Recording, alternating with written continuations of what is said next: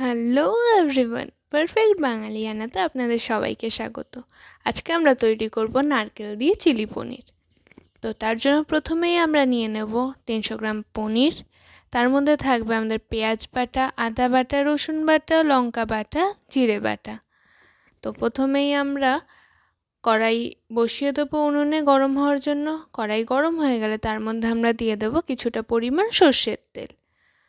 আমাদের যখন সর্ষের তেল গরম হয়ে যাবে তখন আমরা তার মধ্যে দিয়ে দেবো কিছু পেঁয়াজ কুচি, সেটাকে আমরা নেড়ে নেব। তারপর তার মধ্যে আমরা দিয়ে নেব ক্যাপসিকাম কুচি এবং দুটিকে আমরা ভালো করে ভেজে নেব। আমাদের এখানে দুটি ভাজা হয়ে গেছে, তাই আমরা এই দুটিকে একটা পাত্রে তুলে নেব, একটা থালায় আমরা তুলে নিচ্ছি। তো তারপর আমাদের দেখতেই পাচ্ছেন এখানে আমাদের ক্যাপসিকাম আর পেঁয়াজ ভাজা হয়ে গেছে। আমরা বেশি ভাজবো না। তারপর আমরা এক এক করে ফোড়ন দেওয়ার জন্য প্রথমে শুকনো লঙ্কা দিয়ে দেবো কড়াইয়ে, ওই তেলেই দিয়ে দেবো।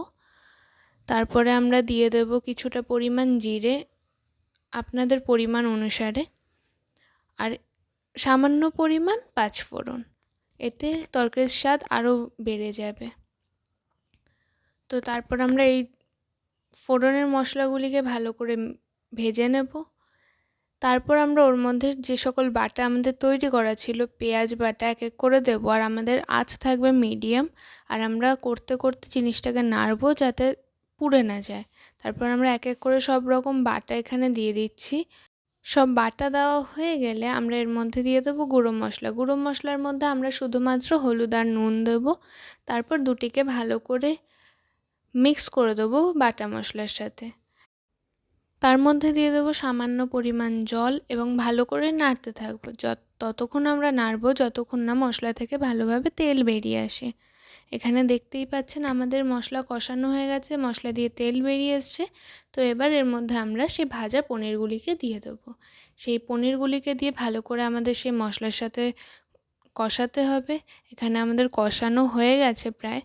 তো কষানো হয়ে গেলে পরে তার মধ্যে আমরা জল দেব, কিন্তু আমরা যতটা জল দিই তার থেকে পরিমাণে কম দেব এবং আমাদের আঁচ থাকবে মিডিয়াম, যাতে জলটা ভালো করে ফুটতে পারে। তো তারপর আমরা 5-7 মিনিট পর আমরা আমাদের ঢাকনা সরিয়ে দেবো কড়াইয়ের, আর দেখব কতটা হলো। তারপর আমরা তার মধ্যে নারকেল বাটা দিয়ে দেবো, আমাদের মেন উপকরণ। এখানে আমরা নারকেল বাটা দিয়ে নিয়ে তারপর এটাকে ভালো করে নাড়বো। নাড়ার পর আমরা দেখতেই পাচ্ছেন এখানে কি সুন্দর একটা কালার চলে এসছে। নারকেল বাটাটার জন্য খুব সুন্দর একটা কালার চলে এসছে। তো এখানে আমরা সে ভেজে রাখা পেঁয়াজ আর ক্যাপসিকাম ভাজাটা এই তরকারির মধ্যে দিয়ে নেব।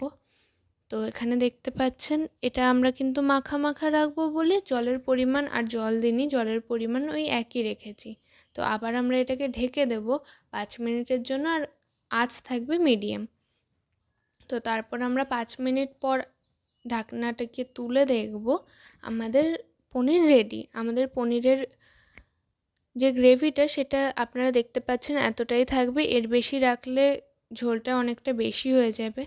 তো এখানে আমাদের চিলি পনির রেডি হয়ে গেছে। তো চলুন টেস্ট করিয়ে দেখা যাক কেমন খেতে হলো।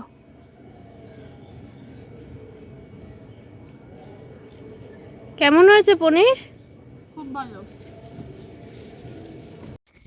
সো আপনারা যদি ভিডিওটাকে পছন্দ করে থাকেন এক্ষুনি একটি লাইক করে দিন, আর চ্যানেলে নতুন হলে সাবস্ক্রাইব করে দিন নতুন নতুন রেসিপির জন্য। Bye bye.